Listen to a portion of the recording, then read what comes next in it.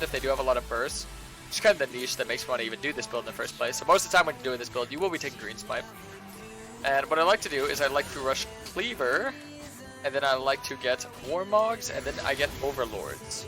So you're getting a lot of HP because Warmogs is a very OP item with how much you're getting from it. The MS and the 1k HP be really good. And the good thing about Red Kayn is that Red Kayn actually gets bonus stats from HP. So Red Kayn gets bonus sustain, which applies to all your abilities because all your abilities sustain you, right? It gets bonus sustain based off of every 100 HP. And it's also just going to make you, incredibly tanky. So having that, and then Overlords, which also will synergize by giving you more damage. So you're getting a lot of sustain, you're getting a lot of damage, and the main, whole reason that we're doing this is because of how much you're going to actually be able to like soak up. And also, the Warmog's passive where you're able to kind of regenerate all your HP to full in a team fight. But also you're going to be able to return a lot of damage because Cleaver is pretty good for damage. Really nice. And then afterwards, there's a lot of good synergies with like Sterix, Visage, stuff like that afterwards because you have so much sustain, so much HP. Expect Warmogs and not Heartsteel. Well, Heartsteel is something that isn't as consistent. Warmogs is like a guaranteed. Heartsteel, it's kind of like going Hubris. Like you want to go Hubris every game, right? You want to go Mage Eyes every game, right?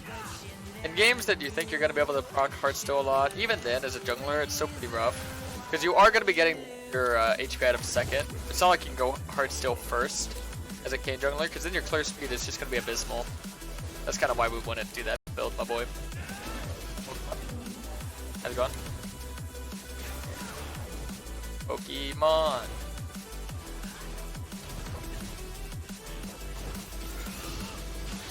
Alright, so I'm going to get the top scuttle here. I'm going to ping out this bot scuttle, because usual rule of thumb of jungling, they're not in your scuttle, they're at the other. So that's an easy way of tracking where the enemy jung is, so we can just ping that out. Top doesn't really look like it's going to be gankable. Mid doesn't look like it's going to be gankable, so we're going to play around bot. First and foremost, we're going to want to make sure that we secure this camp, because it's very common for the enemy jung to take raptors and then look for the invade on your raptor, after the scuttle. It'll be like, oh, I got scuttle, let's look for his raptors. As you can see, there's Pop, and as you can see, there's me securing the camp. And I get a little ward here as well, so I gotta clear his vision. You can see him going to his raptors. So just little things like that is very important to keep in mind when you're playing jungle. I have an elo. See this vision right here? I could actually completely avoid this vision if I kind of hover the wall like this. I Q over, and if not, listen to hook right here, which you did. I can also sweep this bush, so they have no idea that I'm here yet. And now that they know I'm here, a little bit too late, I would say. And there you go. Nice. I definitely recommend abusing that tactic by hugging the dragon wall. So I'll cover it one more time just in case you didn't catch onto it. So you want to hover this drag wall like this and then Q over, and you do not get seen by the vision here, which is the scuttle, because we knew that Poppy took the bot scuttle there. I like you should know that.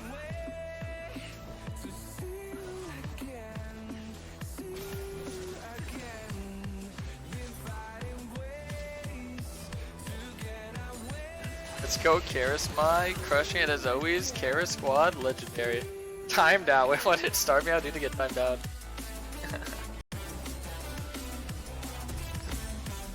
The little cheerleader got timed out.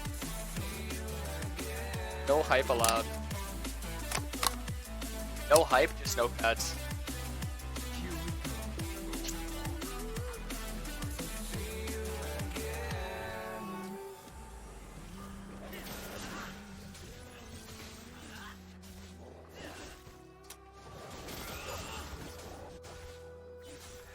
Alright.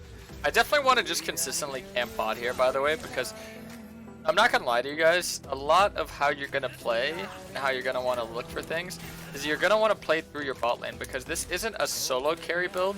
This is just a, kind of like a tank build. It kind of enables your carries to do a lot in team fights, I would say. Skirmishes. I can maybe look for a counter on this play if you get 6 here. The only thing is that there's a Poppy, so really needs to hit 6 right now. Right now.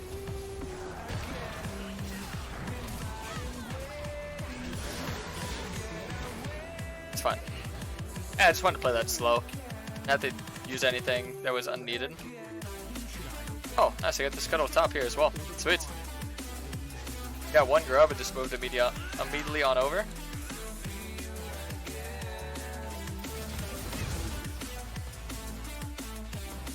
It looks to take his Raptors now, to be honest.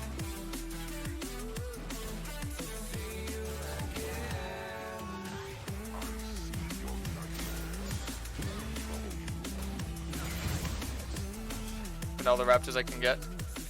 Clear the wood while I'm at it.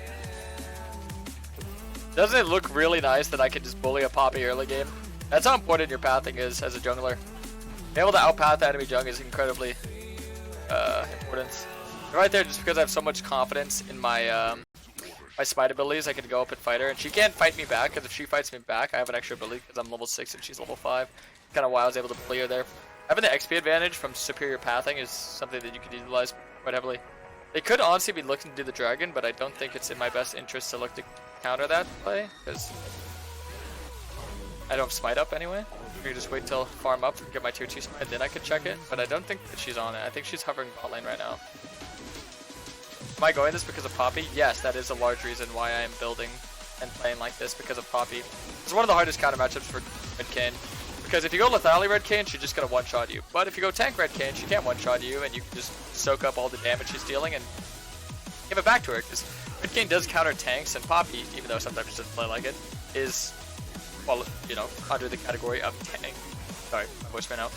As tank, so I think it's a pretty good build into her. There's a lot of builds out there and a lot of different playstyles for Kayn. And just understand that it's very situational, and this is just one of the circumstances and where you'd want to build and play like this, and that's why I'm doing it. But right now what I'm going to do is I'm going to farm all my topside camps, reset, and then I'm going to save my Krugs so I can look to play bot again. I don't mind giving the grubs. Grubs are meaningless for me this game, because who's going to like split and take towers? Not really anybody. I don't like to play for the grub win con when there's actually somebody who can like play and survive in the side lane. And yeah, just clear my topside camps because I've already in my head understood, hey, I want to play bot this game. So that's what I'm going to look to do. So no point for me to lurk around top overly. So if I reset and I go straight top, I'm going to be around top for a while. But if I reset after farming on my top side and I go straight to my bot side, then I'm going to be around a while in bot lane, right?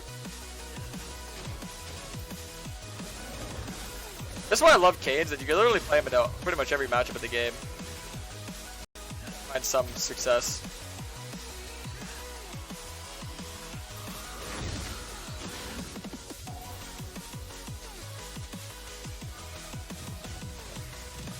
I don't have a reset here, but I do have first move from a Malphite, which is pretty nice. So I could just walk up, play aggro. Take Gromp, I could just try and force more pressure on her, trade a little bit more. Oh yeah, here's something that I really like to mention pretty much every game or every video I make is if you're gonna play Kayn, you don't actually need to force fights to get form. Notice how I'm just taking like small little skirmishes, but I'm not like over forcing and dying for free. It's because as minutes go on to the game, the value of the orbs that you're getting goes up. So if I hit somebody right now and get a couple orbs, that's way higher value than if I hit somebody at like a minute or 2 minutes or 3 minutes. I would say the orb value really starts to peak at around 8 to 12 minutes. Post 12 minutes is when it's really easy to get your form. It just goes up and up, and I think around 16 to 18 minutes is when it starts to go back down. So you really want to get your form pre 20 minutes. That's all I really ever say, but 8 to 12 minutes is like a pretty comfortable range to go for, I would say. Yeah. Maybe look for a player. Gotta wait for Ezreal to come into lane here. And now we're gonna go.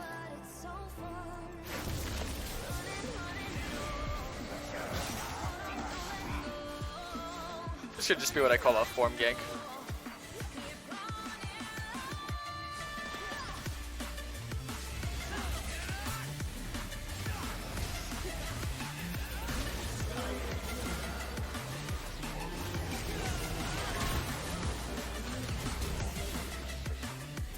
Okay. She still has barrier, so we're gonna oversend would be. Oh, that's not good.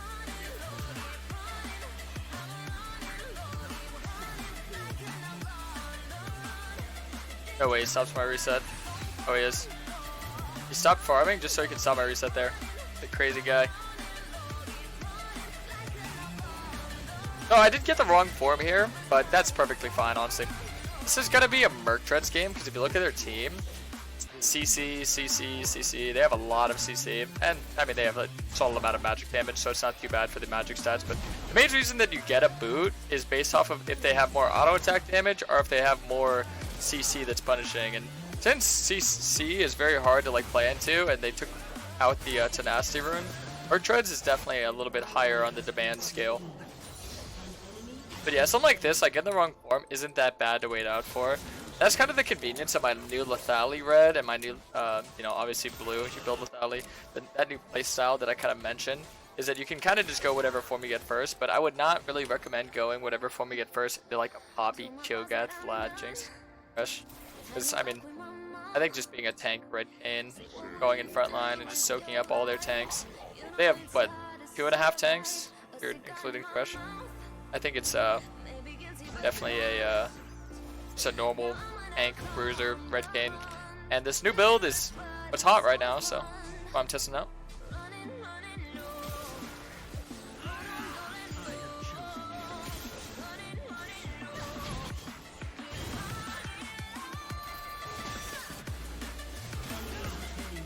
Oh, that's tough. Finally finding success by just running straight down there. Two people just tower dove.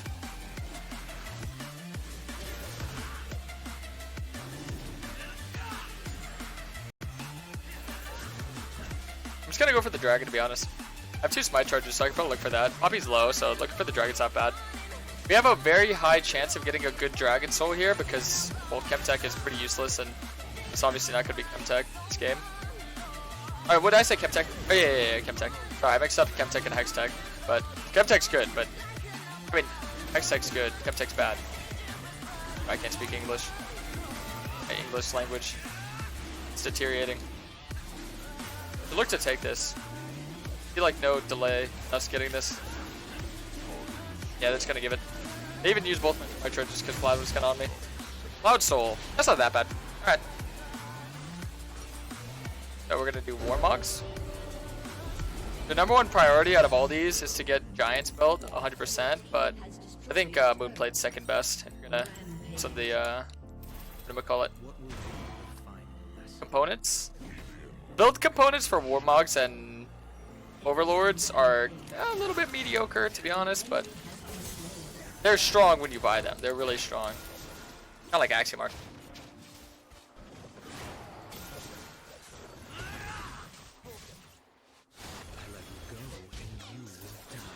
Alright, so I have my tier 3 smite. We look to invade Poppy some more here. I get my form when I reset here. Didn't even try to trade mirror fight me anymore. So I'm just gonna look for the rift.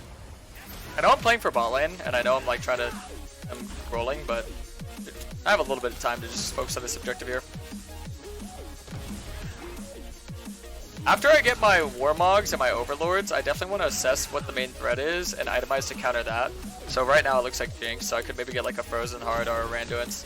Randuin's is only really necessary if they have more than 1 crit user, but if that 1 crit user is just insanely ahead, it's not bad to get it for them. But I probably want to get Frozen Heart. Frozen Heart overall is just such a good item. Oh, alright, that's fine. Alright, get an objective.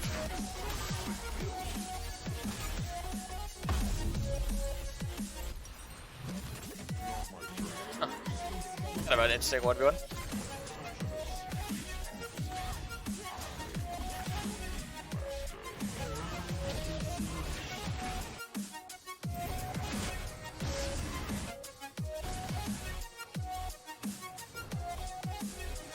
I want to hover them and make sure that I can like do something if they try too hard. I can walk with him and get to the tower here. Actually, no, he gets it on his own. He gets it on his own 100%. Is that our boy Vlad in the enemy team? Nah, this isn't Vlad mid here. It's not my boy, it's just a random Vlad player. So many Vlad players lately, I don't know what's up with that. Camp really seems like a trending topic. Oh, nice.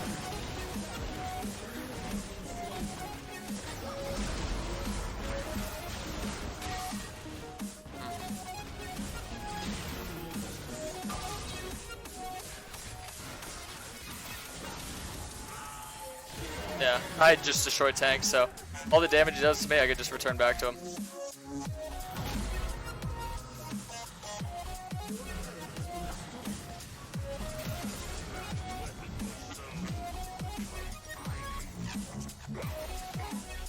Jinx has no flash, it's really good for us.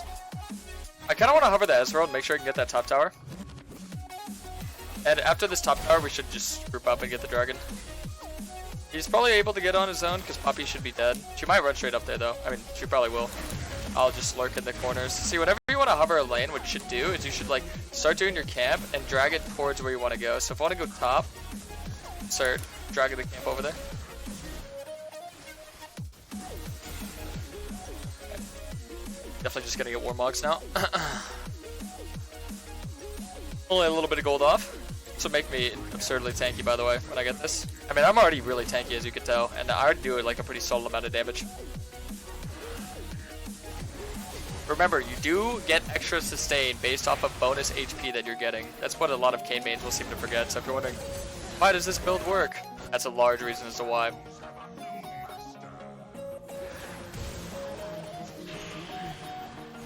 Honestly, could not say that was a good idea.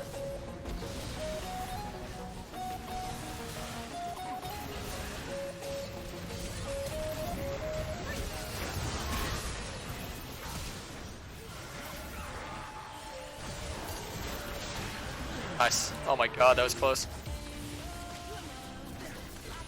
That was so dangerous.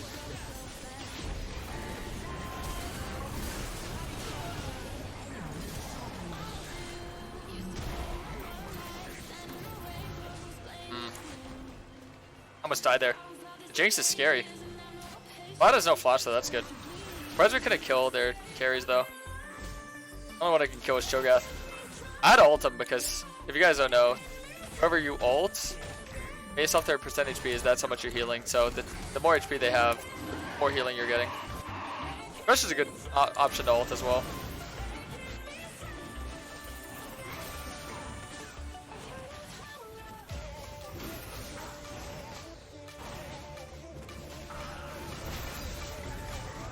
Okay, we just get this and we get out.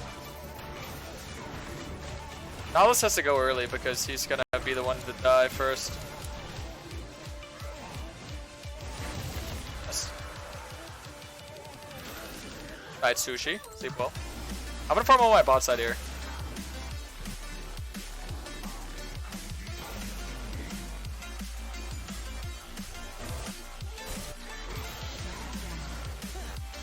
Nice, that's huge.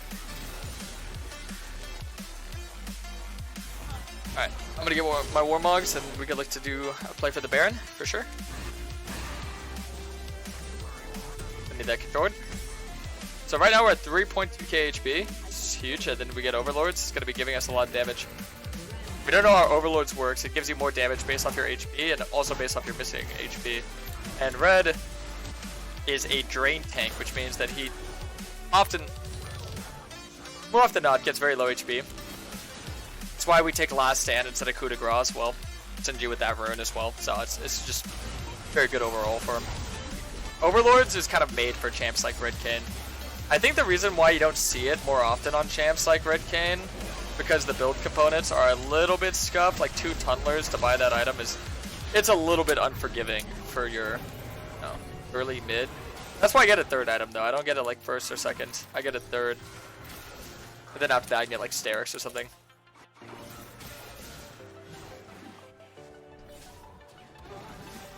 I have to say, I like the flexibility of Red Kayn this season a lot more than Blue. Blue's very like, same build, just change maybe the starter item. But Red, there's literally so many different items you can kind of fiddle around with, because tank items are pretty nice. Bruiser items they're alright. And then assassin items are just great for him, so. I will say, I've been having so much fun fiddling around with the Red Kayn.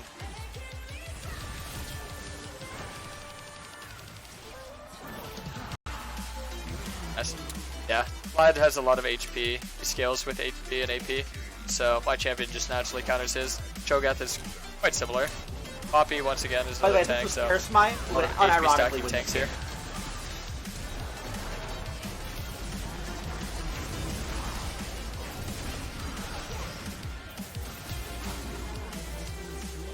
Okay, I gotta play in front of my AD carry.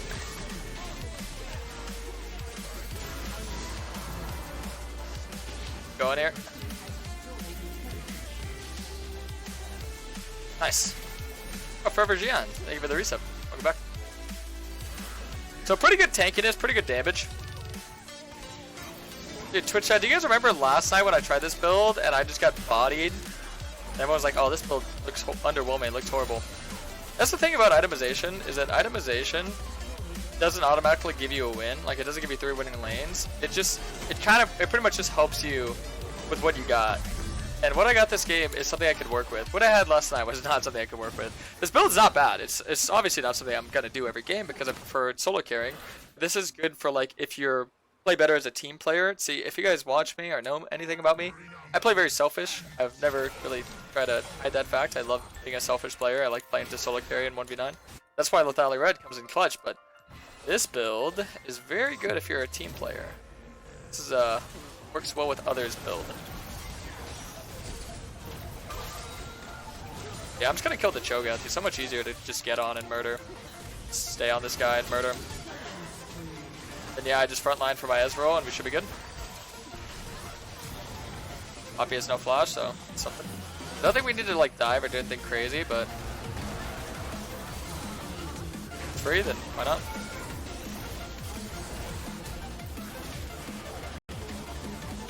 Okay, so it looks like we're gonna end. I want to show you guys what it looks like having this item. So this item is giving you around 70, almost 80 damage, and that is without the missing HP AD, so it's gonna give me around like 100, maybe 110 damage. Pretty nuts. So, hope you boys enjoyed. It's a pretty fun build. Make sure you try it out. Peace out.